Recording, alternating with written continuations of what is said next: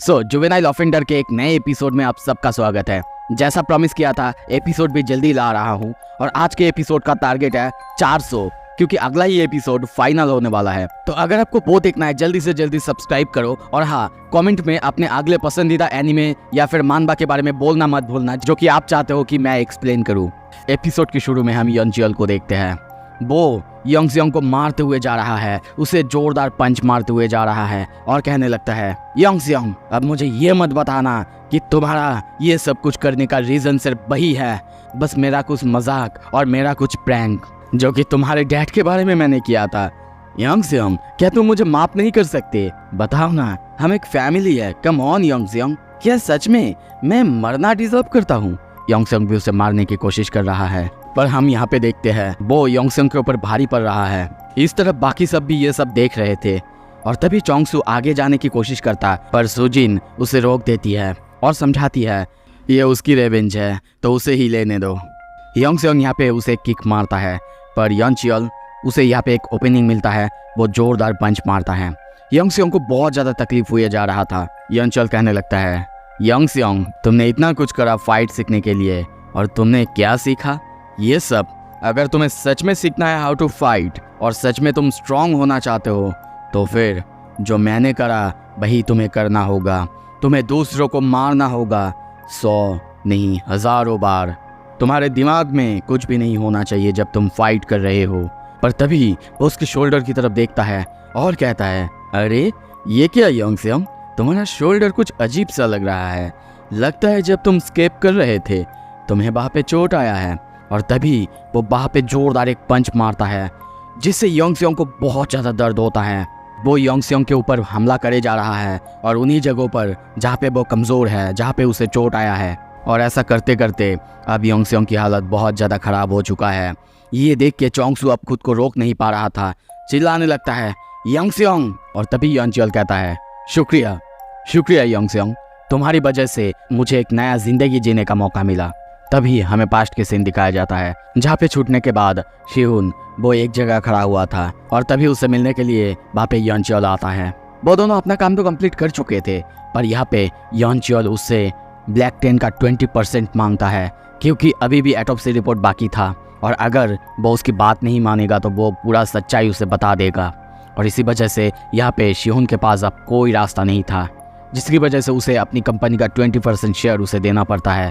और इसी वजह से यंचियल यहाँ पे बहुत ज़्यादा अमीर हो जाता है। वो पार्टी करता है, लड़कियों के साथ एंजॉय करता है। और दूसरी तरफ हम योंगसियोंग को देखते हैं, उसका भाई मज़े कर रहा था उसके पापा को मार के, और वो एक जगह बस बैठा हुआ था अपने पापा के बारे में सोचते हुए। सोच रहा था कि वो अपने पापा के ऊपर कितना गुस्सा था। यहाँ तक कि उसने कभी जानने की कोशिश भी नहीं की उसका पापा तब आए क्यों नहीं थे या फिर उसके पापा के साथ हुआ क्या था।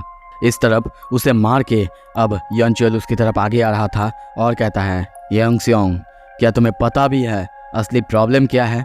तुम बस अभी भी पास्ट में ही स्टक हो। मेरी तरफ देखो, मैंने ओवरकम कर लिया है, मैंने इससे फाइट की है। वो चिल्लाने लगता है और सब कुछ जो भी मेरा पास्ट था वो मैंने ओवरकम कर ली है। और उसे लात मारने लगता है और कहने लगता है, और इस सब के लिए तुमने इतना कुछ प्लान किया। आखिर प्रॉब्लम क्या था? आखिर इतनी बड़ी चीज़ भी तो नहीं थी। Wake up Yongseong, wake up. पर तभी योंगसियोंग अपने पास्ट के बारे में सोचता है, जब पुलिस ने उसे ऑटोप्सी रिपोर्ट दिया था जहाँ पे उनके लंग्स पे धूल और मिट्टियाँ थी। उसे पहले समझ नहीं आता, पर तब वो पुलिस वाला बताता है कि उसके पापा को जिंदा गाड़ दिया गया था और वो जिंदा ही मिट्टी के अंदर मरे। और तभी अब प्रेजेंट में योंगसियोंग कहता है, तुम्हें पता है मुझे याद भी नहीं कि लास्ट टाइम मैं इतना गुस्सा कब हुआ था। The autopsy report. यंचियल कहता है, क्या बात कर रहे हो तुम?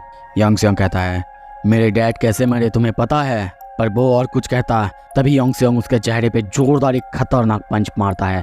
ये पंच इतना खतरनाक था कि वो सीधा ज़मीन पे जाके गिरता है। उसे समझ ही नहीं आ रहा है कि योंगसियोंग के पास इतना ताकत अब कहाँ से आया। इस तरफ योंगसियोंग रोए जा रहा है क्योंकि ये कितनी बुरी बात हो सकती है। उसके पापा को जिंदा मिट्टी के अंदर दफनाए गए, वो भी उसके खुद के भाई ने वो काम किया था। और तभी वो कहता है, क्या सच में यंचियल ये सब कुछ तेरे लिए मैटर नहीं करता? We are suppose to be family. और वो उसे खतरनाक तरीके से पंच करता है। उसकी पैरों पे जोरदार लात मार के वो उसे उठा के वहीं पे ज़मीन पे पटक देता है। इस तरफ यंचियल को समझ नहीं आ रहा था योंगसेयोंग के पास इतनी ताकत आखिर कहाँ से आई। उसे बहुत दर्द हो रहा था। अब योंगसेयोंग उसे छोड़ ही नहीं रहा था, एक के बाद एक मारते हुए जा रहा था। उसके हर एक वाइटल पॉइंट्स पर उसका उंगलियां तोड़ता और उन सभी जगह पे वो मार रहा था जो कि सबसे ज़्यादा पेनफुल हो सकते हैं। यंचियल वो दर्द से चिल्ला रहा था, पर योंगसेयोंग अब उसको एक के बाद एक मारते जा रहा था, जिससे वो चिल्लाए जा रहा है। और तभी योंगसेयोंग कहता है, जब ये सब कुछ खत्म होगा तो मुझसे मौत की भीख मांगेगा। यंचियल ध्यान से सुनो, आज तुम यहाँ पे मरोगे। एक्चुअली नहीं, मरोगे नहीं, मैं तुमसे भीख मंगवाऊंगा मौत की, चाहे कुछ भी हो जाए, चाहे मुझे कुछ भी करना पड़े। पर तभी वहाँ पे पुलिस वाले आ जाते हैं, पर वो लोग इतने ऊंचे फेंस को देख के थोड़ा सा चौंके हुए हैं। इस तरफ बाकी सबको समझ नहीं आ रहा है कि पुलिस वाले इतने जल्दी कैसे आ सकते हैं, और इसीलिए शायद उनको अब अपना प्लान चेंज करना होगा। ऐसे ही वो सब बात कर रहे थे। इस तरफ यंचियल सोचता है, फाइनली उन लोगों ने अपना काम किया। और तभी पास्ट के सीन दिखाया जाता है जब वो अपने ही जो पंटर्स थे उन्हें कॉल करता है और उन्हें बताता है जल्दी से जल्दी सिउल स्टेशन पे आने के लिए और वहाँ पे सारे पैसे ले आने के लिए, नहीं तो वो उन सबको मार डालेगा। इस तरफ उसकी कॉल आते ही वो बंदा डर जाता है। बाकी सारे दोस्त जितने भी थे वो सभी डर जाते हैं, क्योंकि उन लोगों ने सारा का सारा पैसा ख़त्म कर दिया है। और अब अगर ये यंचियल को पता चलेगा तो वो उन्हें सच में मार डालेगा। इसी वजह से उनके दिमाग में आता है कि वो यंचियल को पुलिस के हवाले कर देंगे। इसके बाद यंचियल को लगा था कि वो सब उसकी बात सुनेंगे या फिर नहीं, पर क्या ही कर सकता है।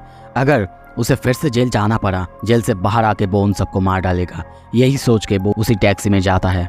इस तरफ योंगसेयोंग सबको समझाने लगता है, देखो हमें शांति से काम लेना होगा। यंचियल अब सोच रहा था, अब तक उसने कभी भी कुछ भी करने से पहले कभी सोचा नहीं, बस जो दिमाग में आया वही करता गया। पर इस बार पहली बार वो सोच रहा था कुछ करने से पहले, और इसी वजह से वो एक प्लान बनाता है। सबका जब ध्यान नहीं था, वहीं पे वो एक नुकीले लकड़ी को गिरा हुआ देखता है और तभी उसको पकड़ते ही वो जो को पकड़ता है और सबको वहाँ पे हिलने से मना करता है। सभी अब बहुत ज़्यादा डर जाते हैं। वो कहता है, तुमने कहा था तुम अपने भाई को मिस करती हो, है ना? ठीक है, मैं तुम्हें वही भेजता हूँ। और तभी वो उसी लकड़ी से उसके गले में वार करता है।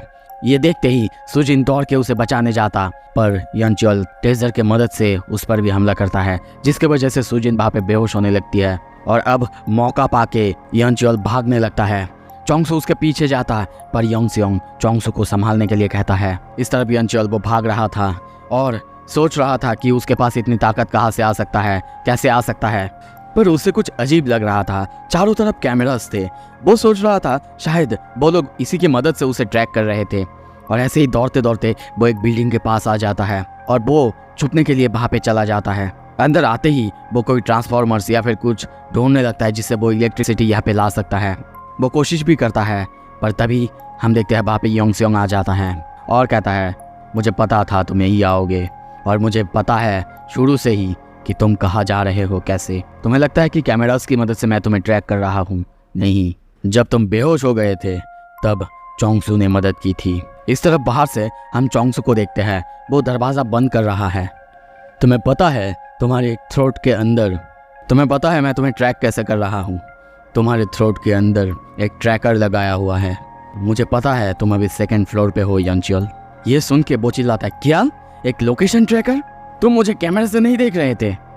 वो कहता है, नहीं, जब तुम पास्ड आउट हो चुके थे कैब के अंदर तब चोंगसू ने मदद की थी।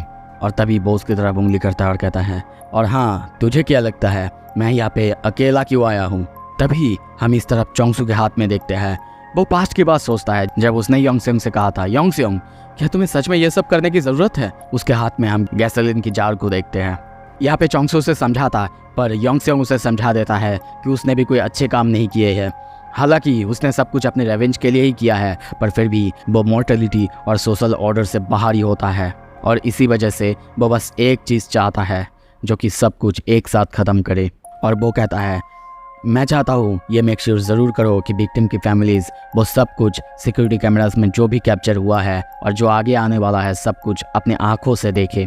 और तभी उसके हाथ में हम कुछ देखते हैं। इस तरफ यंचल पागल हुए जा रहा है। योंगसेंग कहता है, तुम्हें स्मेल मिल रहा है ना गैसोलीन की? और तभी उसके हाथ में हम एक कैमरे को देखते हैं। वो कहता है, अब से मैं हर कुछ रिकॉर्ड करूँगा, तुम्हारे मरते हुए चीखते हुए चेहरे को, तुम मरने से पहले कैसे लगोगे, वो सब कुछ, और मैं ये सब कुछ विक्टिम्स की फैमिलीज को दिखाऊंगा। और तभी देखते हैं वो एक लाइटर निकालता है और वहीं पे आग जला देता है। चारों तरफ अब आग लगने लगता है। इस तरफ यंचल ये देख के बहुत ज़्यादा डर चुका है। योंगसेंग कहता है, अब समय आ चुका है, हम दोनों पनिश्ड हुए। मैंने अपनी रिवेंज के लिए बहुत कुछ किया और तुमने बस ऐसे ही। तुम और मैं अब अपने अपने क्राइम्स के लिए हमें पे करने का समय आ चुका है। चलो यंचल, हेल में मिलते हैं। सो इसी के साथ ये एपिसोड खत्म होता है। अगला एपिसोड बहुत जल्दी आने वाला है। अगर आप लोग 400 लाइक कंप्लीट करोगे और कमेंट पे अपने फेवरेट मानबाज, मांगा या फिर एनिमे के बारे में ज़रूर बताना, और जिसके कमेंट पे सबसे ज़्यादा लाइक आएगा मैं वही कवर करने की कोशिश करूँगा। Thank you so much, stay tuned.